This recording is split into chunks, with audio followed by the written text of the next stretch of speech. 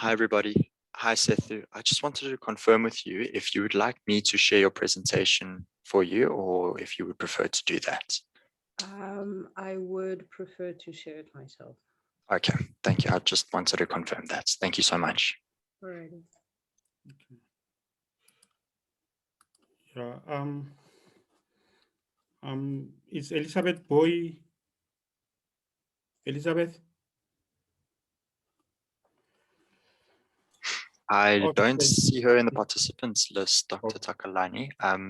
The moment she joins in, I will make her co-host as well. Okay. Maybe in the sake of time, we can continue, and then as she comes, she'll take over as the chair. I'm supposed to be a session support person in this session. Yes. So, okay, sorry. Yes, I'm Sorry. supposed to be a session support. But then in her absence, I am going to continue with the first presentation. As you can see on the screen, welcome Sethu Nguna to the breakaway session, concurrent session number 2. And as you can see, it's adaptive learning design for remote teaching and learning. The things that you need to remember, it's the question and answer that you need to be typing your question so that we can be faster. But then after that, we will have the 10 minutes for question and answer. Then if you have not typed it and you prefer to ask it, you can ask it then. That's basically what we would require. You have around, there's 30 minutes and then 20 minutes would be for presentation and then question and answer. Thanks. Sethu, are you ready to take us through your presentation? Thank you, Doctor. I am in fact ready. Okay, you can go through. Okay. Thank you. First, a word of thank you to Siyaphumelela Network for the opportunity. This is a work in progress. However, I believe that it is a pathway into understanding the role of pedagogy as learning design. The structure of my presentation is as follows. I'll work with introduction, research, the rationale, literature, methodology, and recommendations going forward. The University of Zululand's strategic plan identified the need for a transdisciplinary first-year core module, which would assist first-year students in their transition into higher education. This was, of course, the strategic objective was, of course, aligned to an understanding of the cohort from which most University of Zululand students come from, that is the quintiles, as well as their characteristics as being both underprepared and economically vulnerable within higher education. Through the development of the module, it was decided that in line with its identified objectives, its content would consist of critical thinking skills, academic writing, academic reading, but also an inclusion of social agency concepts such as ubuntu, transformation, and to a small extent, entrepreneurship as well. The initial pedagogical architecture was facilitator-led, dialogue intensive, and it promoted student engagement for collaborative learning under the guises of humanizing pedagogy. And the initial pilot mode consists of 1,220 students across 10 programs in 4 faculties and 2 campuses.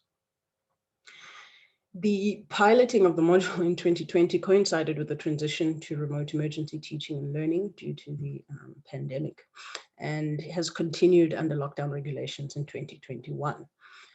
This, of course, led to the need for a critical review of the initial design of the module activities and the role of the module team, that being the academic coordinators, facilitators, and so forth, with these cognizance to the characteristics, like I said, and material conditions of these students. In this critical review process, the adaptive learning design approach was selected as being the most appropriate for the module. And therefore, there was a need to investigate the activities in terms of pedagogy as proactive learning design in this case. So the purpose of the study will be to examine the approach of the implementation of the module within at the University of Zululand, that is the adaptive learning design approach, to determine the perceptions of first-year students on learning experiences within the module during this transition, as well as to identify the possible opportunities presented by adaptive learning design for advancing first-year success. The research questions, how was the adaptive learning design approach utilized for the module design for this module during the transition at UniZulu? What are the module team's perceptions of the adaptive learning design implementation?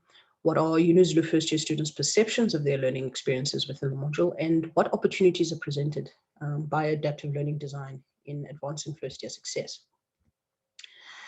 The transition to remote emergency teaching and learning presented a number of additional challenges. There are many papers that relate to this, and within these, the historically disadvantaged institutions specifically faced a whole conundrum of resource and capacity constraints in their attempt to adapt their programs for this period.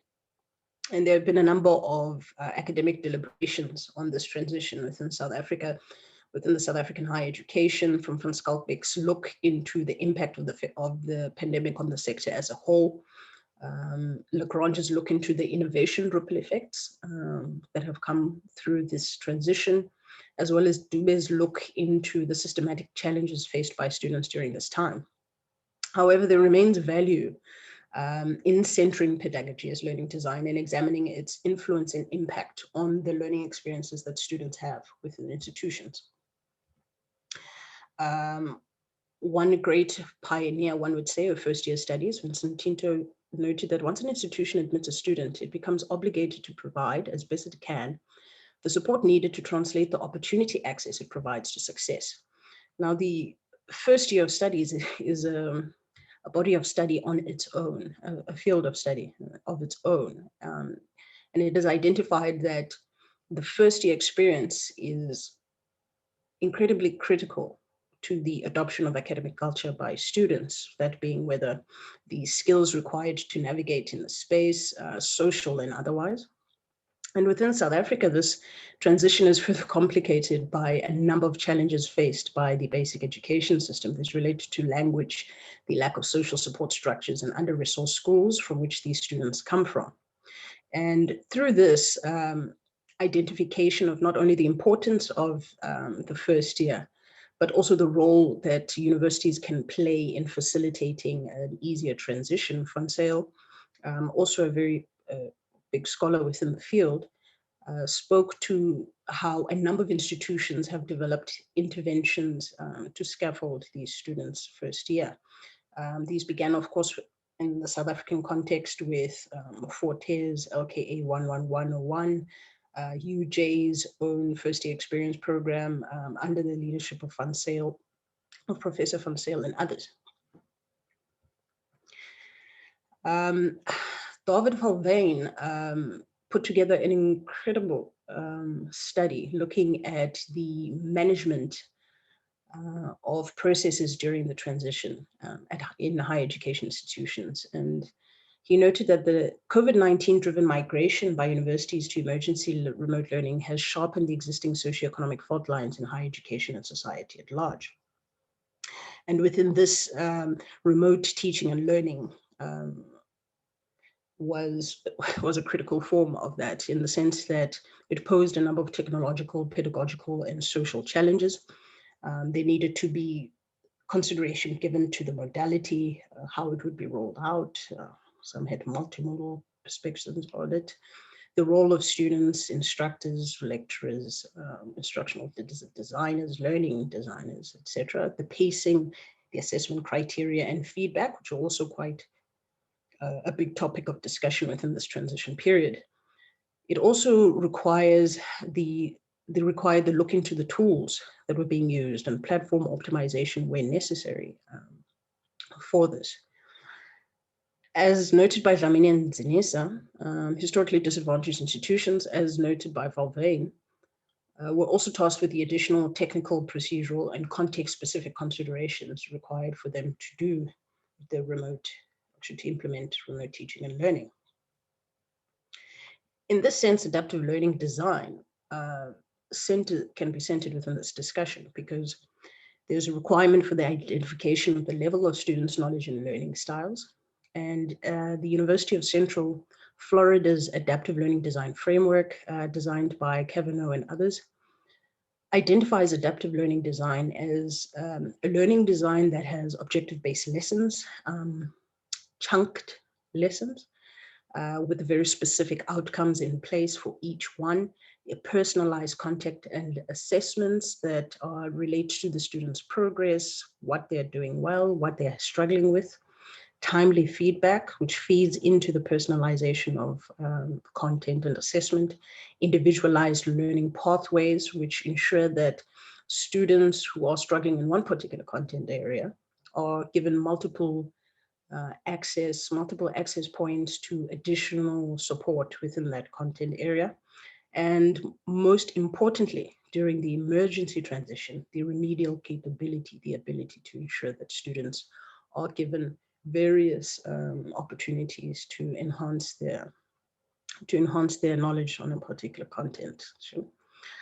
And this also led to the development, it also speaks to the development of materials, tasks, and delivery that is in line with student learning needs and probable scenario building on the basis of the personalization and the objective-based lessons.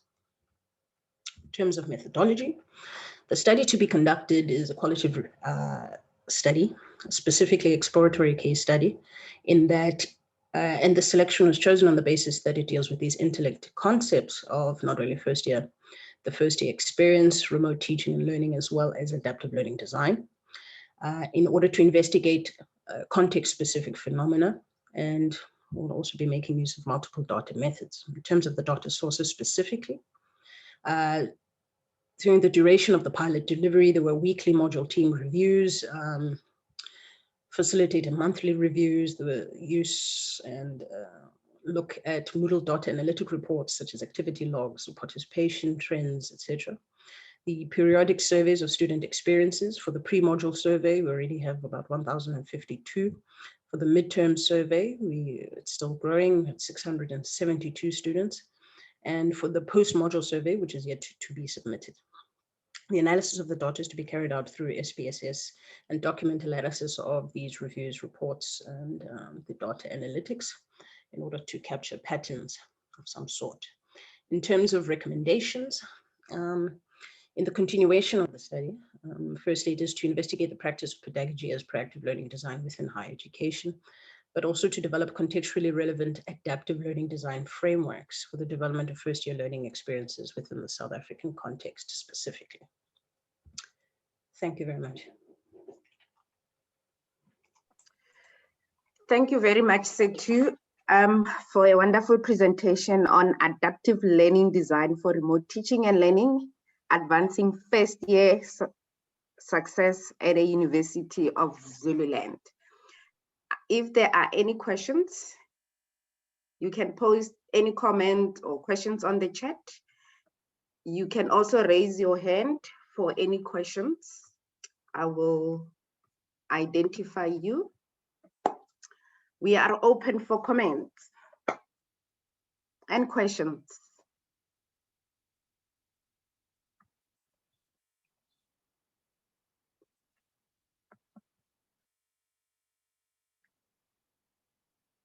So Sethu, it means your presentation was well presented in a way that everybody understood what you presented on on the case study that, or the exploratory research that you are currently busy with in terms of adaptive learning. Any comments, any question, any input, any suggestion you want to contribute towards the study for Sethu to take into consideration.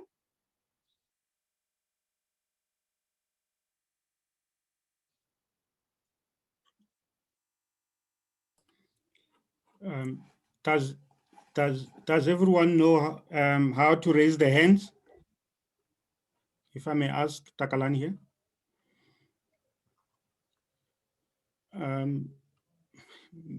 Since I've just stolen the platform, Chair, can I ask something? You've mentioned a move towards a remote, emergency remote learning. And I was wondering, you know, given the accessibility challenge, how did the study find in relation to students' access to that remote learning? Thank you for the question, Doc. Yes, accessibility has been a challenge. We were able to, we had a weekly monitoring of students' participation, and therefore we were able to monitor students who were not participating. And through this exercise, we called a number of them to ask what the challenges were. In the main, due to the location in the rural space, network was an issue. Which, like I said, during the critical review of the design of the module and how it would be rolled out, the multimodal aspect had to be considered, which included the actual printout of documents and their delivery to various locations. So network issues were particularly an issue. In terms of laptop or rather devices, we had initially designed the module understanding that we would be face-to-face. And then in the second round, when we did the review of the design, we then moved in to ensure that the design would be mobile friendly, which limited the need for laptops that was prior to their distribution. But in all, network in the rural space was particularly challenging, extremely challenging, in fact. I hope I've responded well to your question.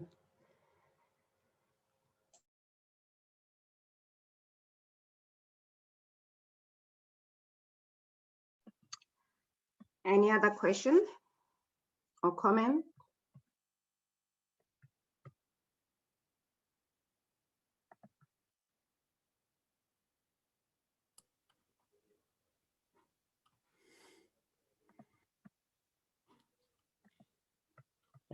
Sorry, Elizabeth. Donovan?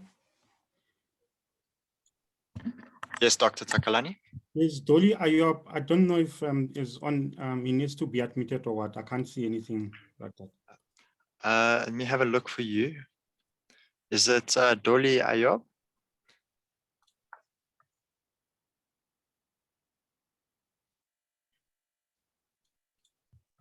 Dr. Takalani?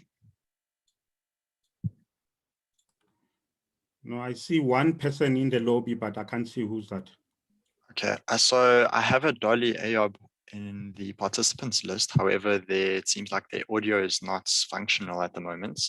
I just wanted to confirm if that is the person that you're speaking of. In the meantime, Elizabeth, you can continue, Chair.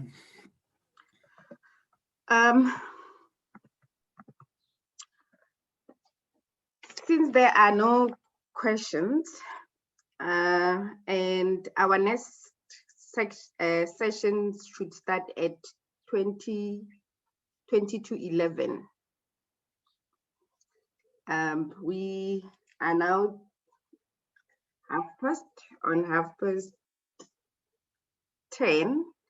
So I'm not going to start the next session because in order to allow the speaker of that session, if they are not in the session, to be part of this, and also if other people are in another session and they want to join the data-driven first year experience conversation, then they can join.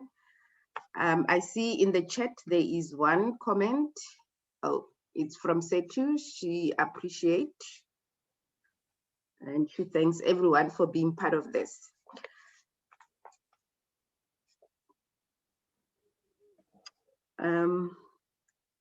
Since we have 20 minutes and you guys, you don't want to talk to us, Takalani, it seems like it's me and you only going to be speaking in this concurrent session. Yeah, but maybe I can just pose a question to everyone in terms of, because we all come from different institutions, just to get a feel in terms of how are your institutions doing during the third wave of COVID. Maybe we can have that conversation. Because I think we're trying to get away from learning about adaptive learning designs for remote teaching. Anyone can unmute and give us a sense of how are you doing? How are you coping?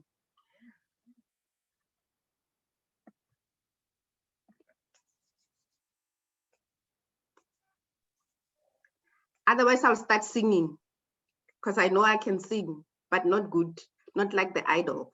Michelle, you can unmute. Thank you, Elizabeth. I do have a comment, and I think somehow for universities we have, with technology and everybody focusing on technology, we have sort of overlooked the multimodal approach of printing and going back to basics and sharing coursework material with students in that way, in order for students to have access. And I think Sethu brought that back to the table as part of the discussion, because I think we sort of, as in terms of my institution, we have put it somehow back on in the back burner. And I really do like the mobile friendly approach that they have taken.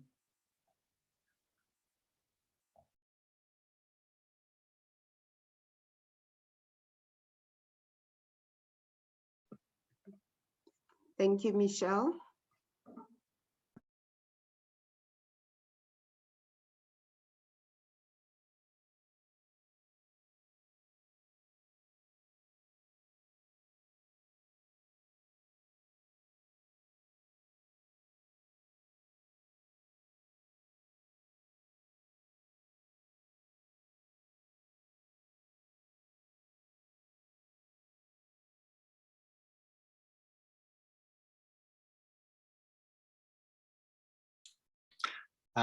Elizabeth and Dr. Takalani, can I just suggest that maybe perhaps for the remaining 10 minutes, I can just share my static slide for today's presentations that are to come in this room.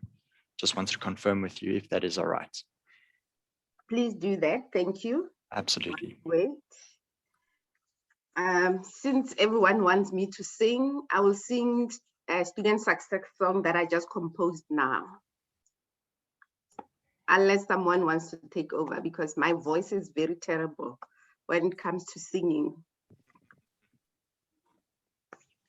Let's talk about the third wave or student success in your institutions. Or we can stay silent.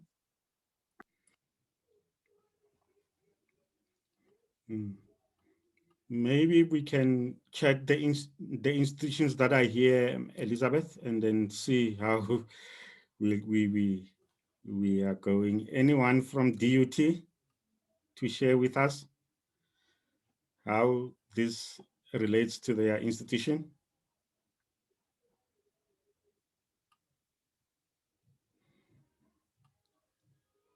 UFS? UCT? UWC?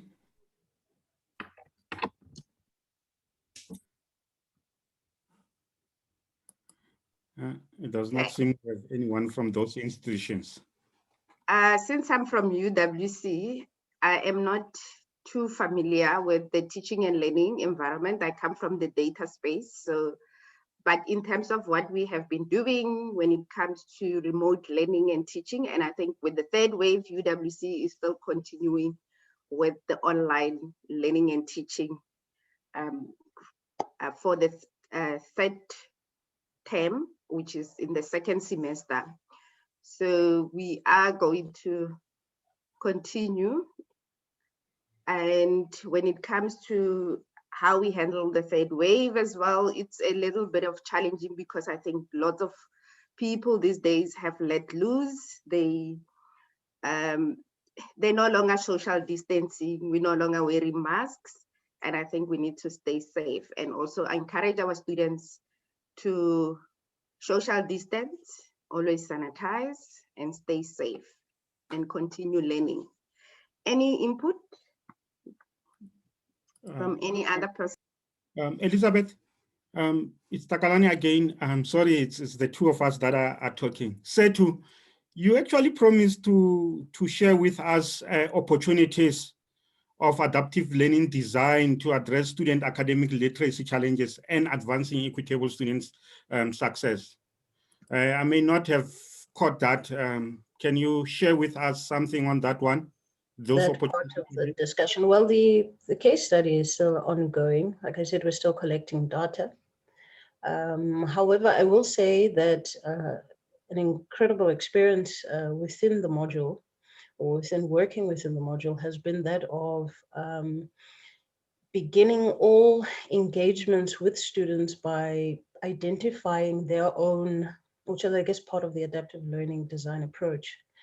They're identifying what they believe are their strong points, their weak points, in relation to reading, writing, the honesty that we were able to get right at the beginning from students allowed us to sort of pace. Remember I said that when it comes to the remote emergency teaching and learning, the pacing became an incredible consideration to be made.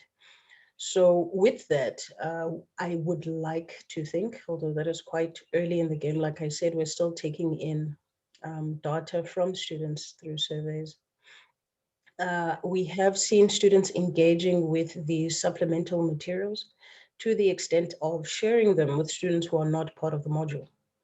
The helpfulness of the kind of material, whether developed by ourselves or externally, seems to be touching base with students in terms of very much specifically academic writing. I can't really speak about the others yet, it's quite early. But I think once the case study has been completed, I would love an opportunity to share the results. Yeah, to follow up on that, Sethu, as well, in terms of the two surveys that you had already completed, were there any key insights that you received from the students that you want to share with us in terms of those two surveys? Definitely. I think there were three specific things when looking at the data that I think were important. The first would be that students were very much a little bit confused in the sense that majority of students, by majority, I'm looking at way over 80%, I think it's 86 or 87%, who did not attend orientation.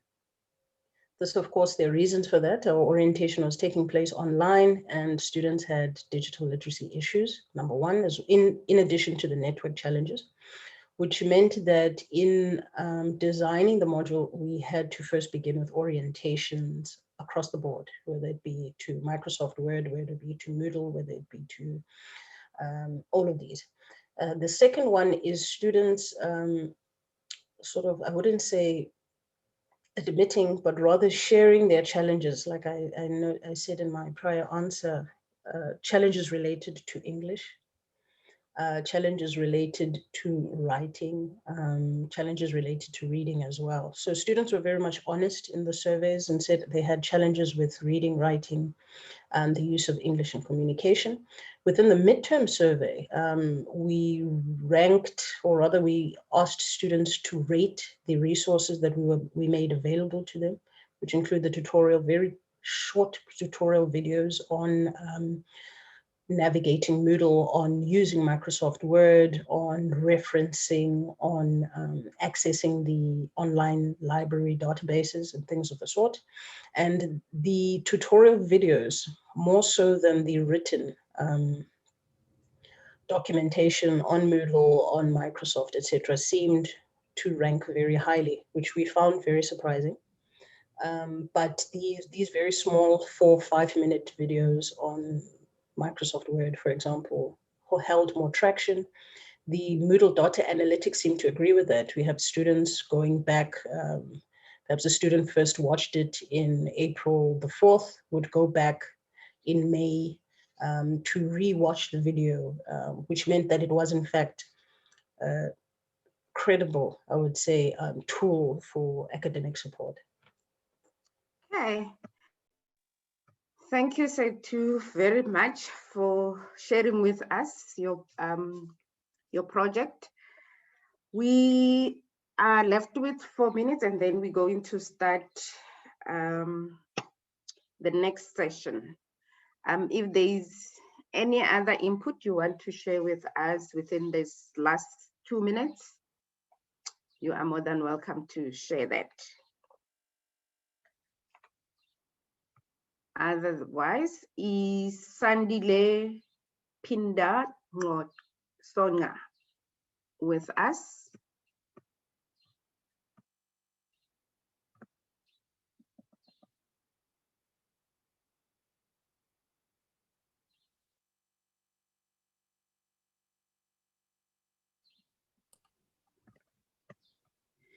I don't see. Takalani is the next presenter here.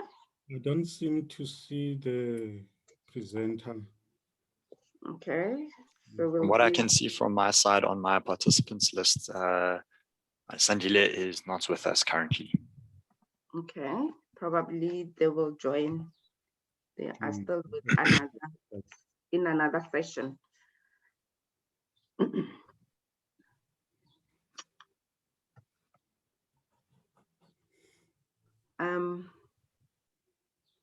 Donovan, you will let me know when they are in.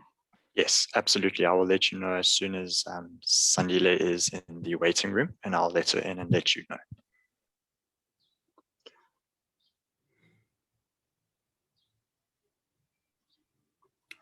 And unfortunately, the sessions are designed in such a way that if Sandile doesn't join, we probably would not start the next session because of other people will be joining the session at 11:10. So depending on what happens, other people might want to join other sessions that are going on the other side. And apologies for this. We'll try to see if we can find Sandile.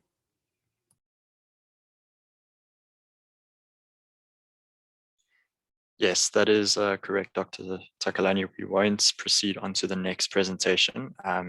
In the case that Sandile does not arrive, I will put up another slide just informing those who have just joined us that unfortunately the presentation won't take place in the case that Sandile does not arrive.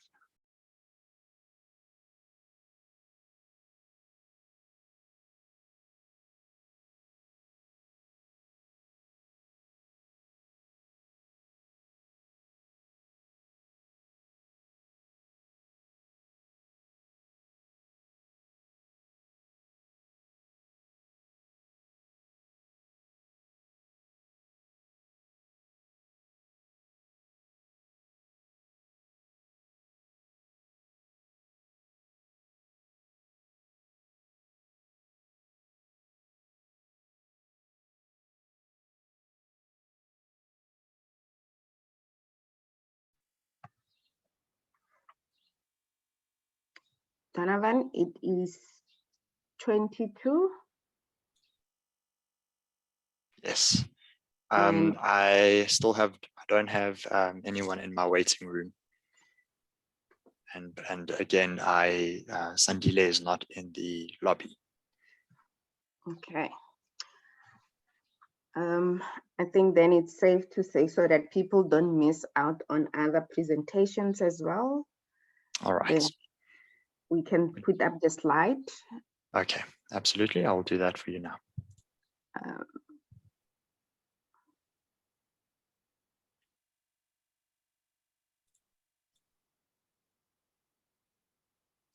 You are more than welcome to come back to listen to the impact of COVID-19 and lockdown on students' lived realities presentation later on.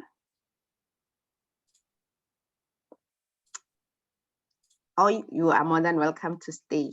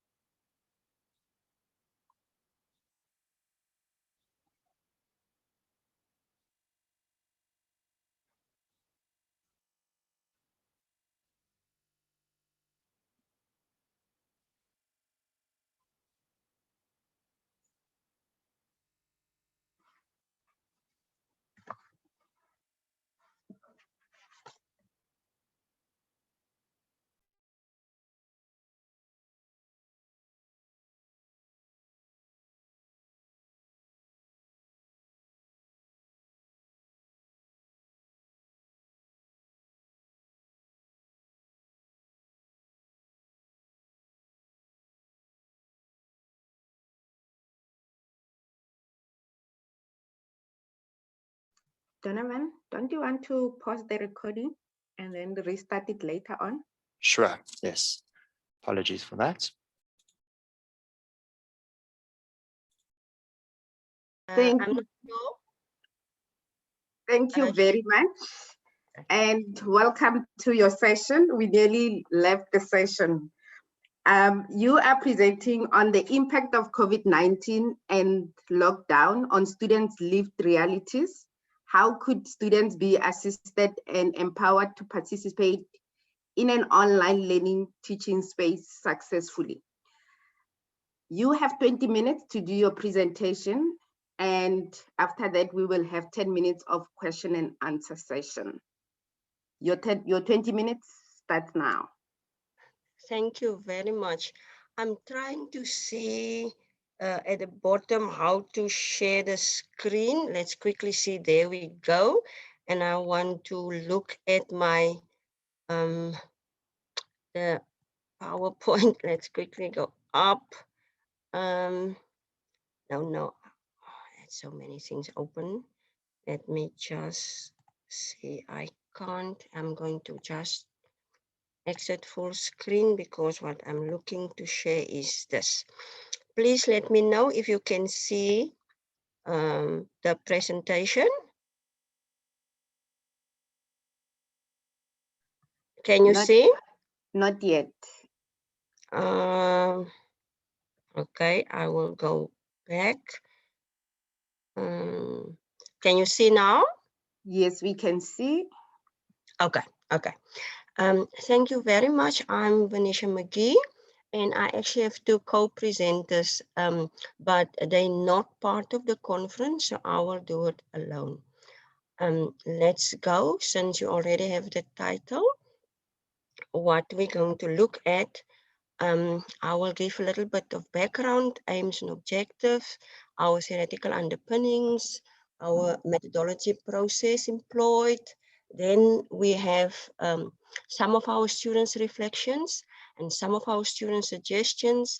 We ask what can we learn, and finally, how can we support our students. As we all know, the pandemic and the lockdown totally interrupted and disrupted all our lives globally. And because of that, UWC, similar to many other residential universities, had no other choice but to go online, so online teaching and learning. And I also think for our students, especially for the ones, that were on residences, for the ones who were off campus, who actually came, from different provinces, for them that was even harder. Why? Because they had to leave and they had to go home. And sometimes their learning environments where they are at home, They are not conducive, but we will talk about that later. So this is the context and the background, and I'm not going to bore you because I think we all know that. So let's move on. So in this paper, we want to really critically discuss and unpack our students' life realities and what they've experienced during term 2 of the first semester when we had to move online. We want to also learn, share with you what we have learned from the students, because we asked the students to explain what they were experiencing. And then our outcome and our suggestion would be to create, that safe and enabling learning environment, especially as it seems like COVID is still busy and part of our lives, and we will not go back to the way we know the normal was. So there's a new normal, and we trying to see how best can we move forward and how can we support our students. Also, I must just say, I'm an academic development practitioner, so I teach academic literacy at the university in the business faculty. And all our first year students, both in a third year degree program and in the fourth year degree program, all of them must take the course in the first semester, the first semester course. And because we have all first year students, we do different things. And that is where, all of this has happened. So it's first year students in academic literacy courses. And what I believe personally, because I'm an academic development practitioner and I chose to focus on student support, student learning, students enabling factors. That's what I do. So I'm absolutely publishing in the Scholarship of Teaching and Learning, and everyone knows in the faculty that if there's a student problem, they will send it my way. And my approach is simply that universities can no longer say, but what happened to the student outside of class, it's not their business.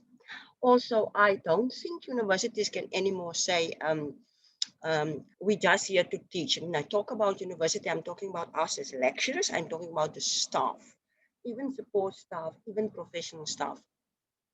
My argument is what happens to our students and how we should support our students is our business. And my argument is further, we should look at how can we support students holistically. That for me is the core of my being and my teaching and my research. So we're looking at student engagement, and I think we all are familiar with student Stradum, Kuhn and Men's publications, but also a pedagogy of care. And if you look at the two theories or the two sets of theories that we have, it's about how can we engage the students? How can we promote active and collaborative learning? What is our relationship, student-staff relationship? We cannot no longer think of students as a number, as a person that must just sort of pour in information and the person must just receive the information. How can we enrich our students' experiences from the first year to the end of their first degree? And how can we encourage and motivate students so that they will want to come back, will want to continue to postgraduate studies, and will want to work? So these are the things. So in the end, it's about creating that supportive learning environments. And we cannot even say a campus environment anymore, because it does not look like we are going to go back to normal and to campus. So how can we create that safe space for the students in the virtual, in the online learning? And so what are the things that we can do? That's what this paper is about, right? So it's about care. It's about how best can we support our students, okay? Here we explain we had 550 students registered in ILC, Academic Literacy for Commerce, in the first semester of last year, and 398 students participated, meaning they were actively busy online and they were the ones who came to the online lecture sessions, the tutorial sessions, they were the ones who completed the assessments, okay? So in our test, we have one term test and then we have the exam at the end of the semester. So in our test, we ask our students to reflect, because in our test, we wanted to test to see if they can write well-developed paragraphs, if they can stick to one main idea, and if they can express themselves well. So in the term test, we ask the students to reflect on the impact of COVID-19 and the lockdown and how that impacted their learning experience and overall well-being as students. And then we also ask them in the exam to make suggestions what they could do. Seeing that we were limited and seeing that we had to do the best we could do was in the circumstances that we were in and that we are still in, we wanted to know from them.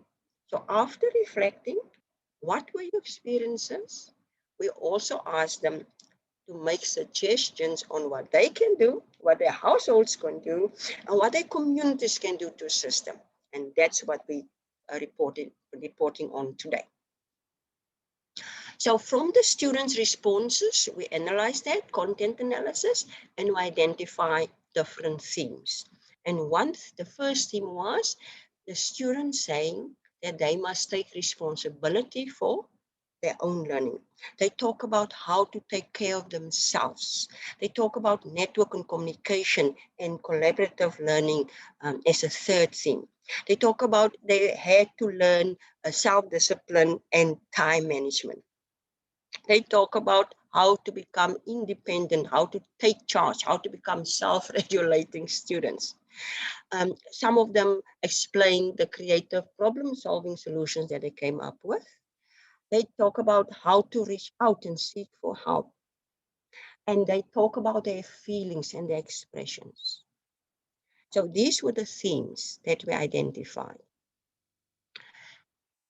Suggestions that they made for themselves.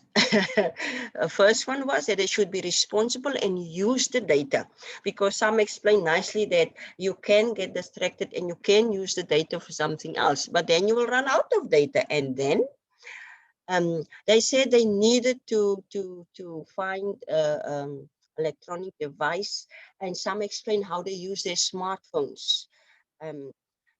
They talked about making suggestion that you need to create that balance. You need to try and cope with COVID. We've been sick, and yes, some of our students unfortunately also, lost family members because of COVID. Okay? So here are the actual suggestions that they made. Okay, and both the experiences and suggestions, but we really took the students, how they wrote and what they wrote, and we thought to share some of what they have expressed to us. And here you can see one student is saying, I suffered a lot with laptop and data, but that didn't stop me from doing my schoolwork. I cannot say I live in a rural area, but where we have issues too, where the student was or still is. The network is very slow, and sometimes I just give up on accessing Ikamba. Ikamba is our student learning online management platform, as it could take 10 minutes to load for just clicking on sites. My laptop screen is broken. Until now, it's still broken, and I used an HDMI cord to display the screen on a TV. I decided not to apply for the laptop, as there are people out there who needed them other than I. So our university went on this drive to find donors and then ask students to apply for a laptop in order to support them. And now I'm typing with my phone, and I can really say I'm just doing fine. So that's a very nice positive one. Oh, this one is a little bit big. So let's see. Additional students became too consumed with submitting the assignments that they forget to look after themselves. So this is what the student wrote and explained. The sudden course that this year has taken has put a lot of stress on both students and lecturers.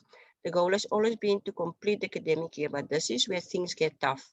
For the past 2 months of term 2, every day has been a tough one. It was a challenging one, Let me see if I can move this one there. I'm moving it away. Let's see. We're like clowns juggling everyone on our plate. The fact that when you miss one day or even 1 hour, you'd immediately be behind with work or get to your phone with plus minus 100 WhatsApp messages and tons of emails. It was a bit overwhelming. The death of my father was hard, but all that I was worried about was the test I have to write or the assignment I had to hand in.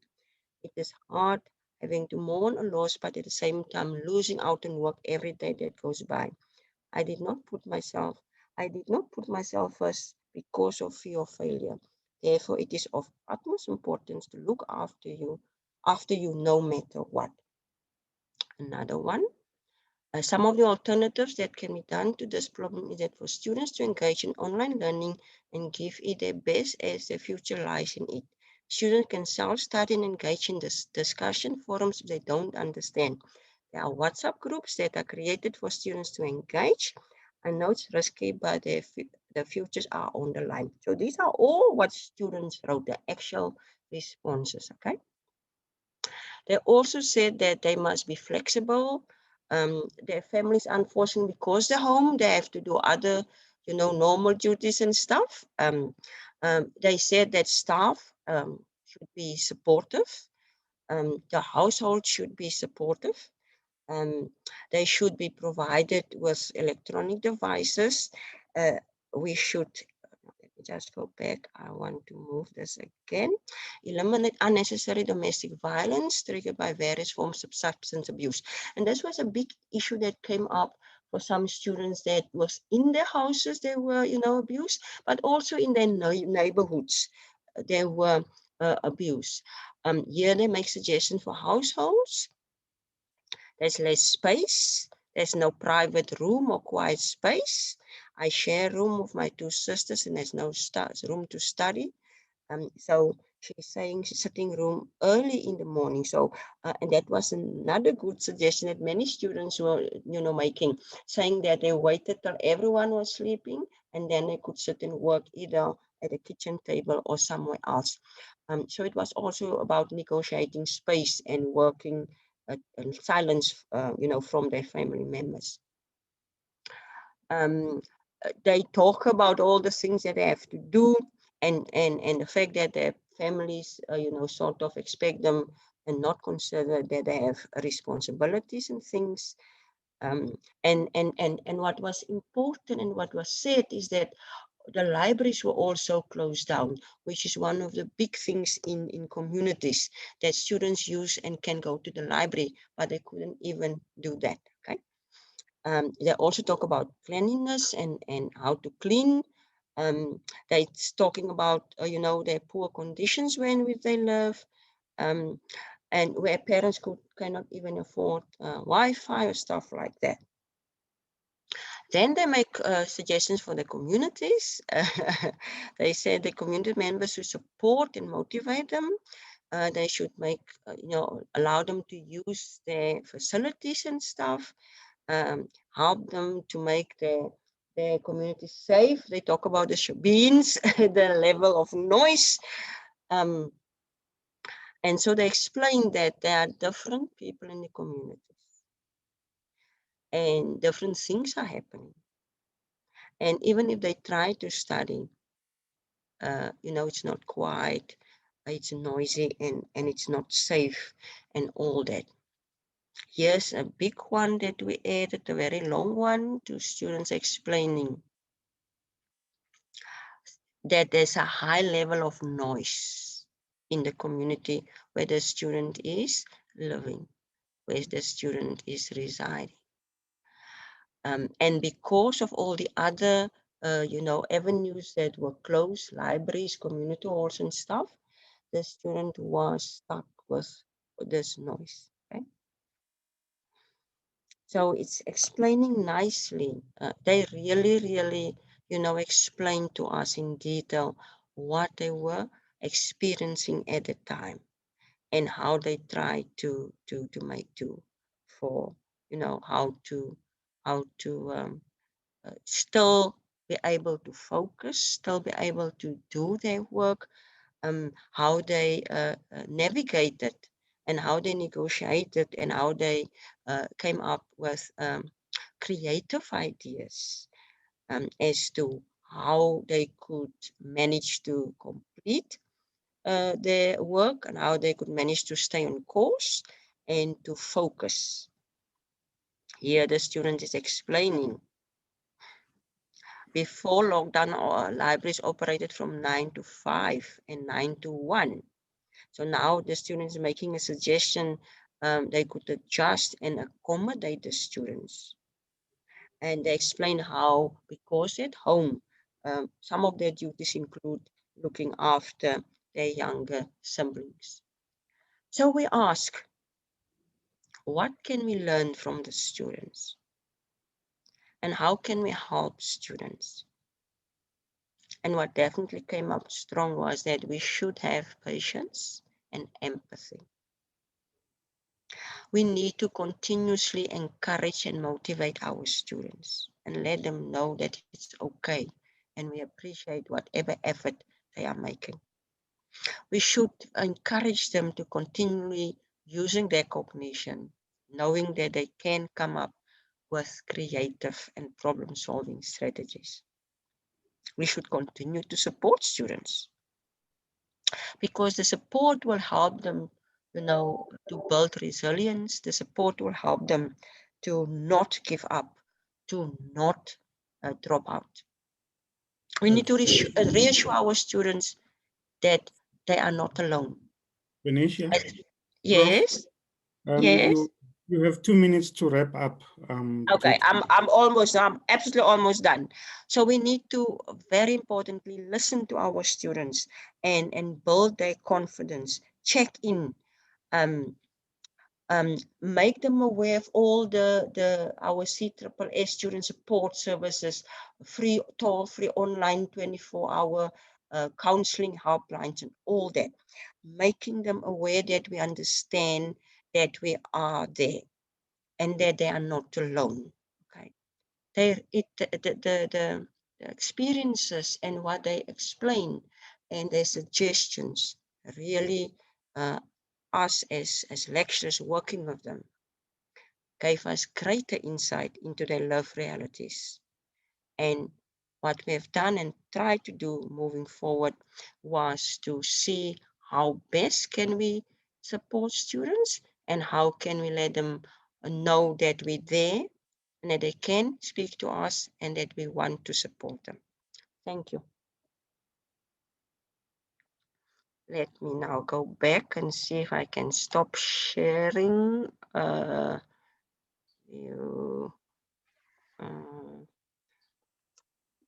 Thank you. I'm done. Yes, thank you, Prof, for sharing the lived experiences of our students when it comes to their experience during the COVID-19. If you have any question or comment, you can put it in the chat. Otherwise, you can raise your hand and I will recognize you and you can post any question to Prof.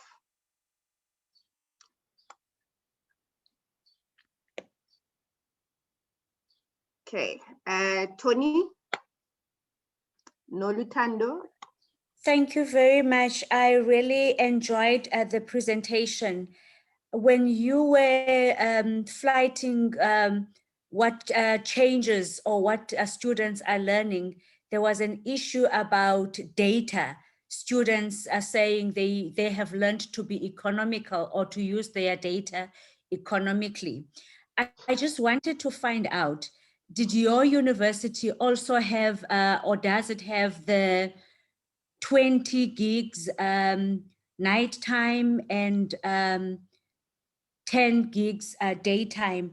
The reason why I'm asking, as much as you are giving information in terms of what is it that the university can do in response to the students' challenges, I'm wondering what other changes are we learning or are universities putting in place to make sure they respond accordingly? Because we have learned that giving nighttime data as 20 gigs gives the message that we expect students to work during the night and do little during the day. I'm just trying to ascertain the changes that the system had to make in response to the challenges from the students. Thank you. Thank you. No, you're absolutely correct. The university did do that last year, and because of that, they changed now. The students have now access to VPN. And so beginning of the year, all the students, there were tutorials showing them how to, so that they don't have to receive, you know, the monthly data and the data is finished before the time. So that was the change that we were making this year onwards, to have the VPN, which is continuously. And I think our university also have negotiated with the major data or service providers to have zero rated for our Ikamva online learning platform and other things that we use. So yes, you are right. And that is why the change was made to VPN.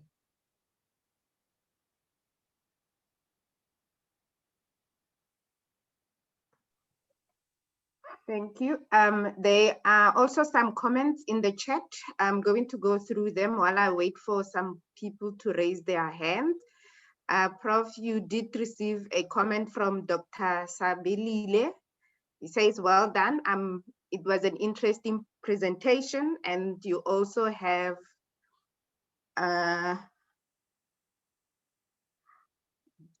Dr. Nolutando just said her question. She says, that's great. She's acknowledging what you just responded to. And we also have Elizabeth. She's saying, thank you for the presentation with the reference to direct codes. Almost each of the individual participants used third person. Students, they do this, they experience this, or they experience this. Why so? And what are their implications? Okay, if I thank you for that comment or question. It was interesting because in our test, the students could opt for first person or third person, and there were students writing in the first person. Because it was their lived realities, we wanted them to use first person. So there was no doubt about that. Maybe because we're also teaching third person, and especially for our academic essay. So some quotes could, and I'm not sure, you know, exactly from which, because my two colleagues actually selected the quotes and they put it together. So it is, and it could be that the ones with the third person was from the academic essay and not the test. But we definitely, you know, teach both. And in the tests where we wanted them to first explain their experiences, that was first person. But also remember, when we teach third person, we let the students understand that even though you speak in a third person, we know it's you because your name is on the cover of your assignment, and we know that's your argument. But it could be that, but definitely in the test, it was first person. I'm not sure if I answered your question. Elizabeth from UW, from VET. Yes, thank you. Thank you. I was actually looking at the idea of lived experiences, and when someone has lived something, normally you don't talk about the other person, you talk about yourself. So when you look at all the direct courses that we have been exposed to, it was like the pupils would feel like this, or the students would feel like this. And we are saying it's a student who is giving that reality, telling us about their reality. That's where my concern was, because with issues that really touch you, you talk about it from the self, not generalizing to say students do this, students do that. So I thought maybe it could be another thing that you want to maybe look into if you intend to publish it as a paper, and see why students were talking from us or from as students, or students do this, or learners do this, instead of I do this and I felt like this, and this is what is happening to me. And yeah, there is a message there. Thank you. Yes, no, you're absolutely right. But there were a few where the students say, I definitely saw some of that, but you're right. It was as if they talk about the collective and not, their personal own experiences. But no, there were definitely the I, and there were ones, obviously some were very, very personal, and we felt perhaps that we shouldn't. We asked the students permission to share, but some where they really went into personal stuff, we didn't want to share because of, protecting privacy and all the other rights. But thank you for drawing our attention to that. We can go back to all the responses and see if there's a trend like that, and maybe go back to the students and ask why.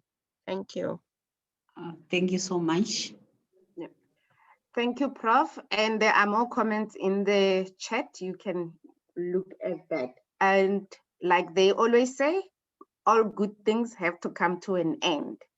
Thank you for being part of the session, and enjoy Siyaphumelela conference, the first ever online conference, and many more to come. Please use the hashtag SIA2021 when you post on the Twitter. It's our Twitter handle for the conference this year. Thank you and enjoy the rest of the day. Remember to come back at 3 at, sorry, my bad.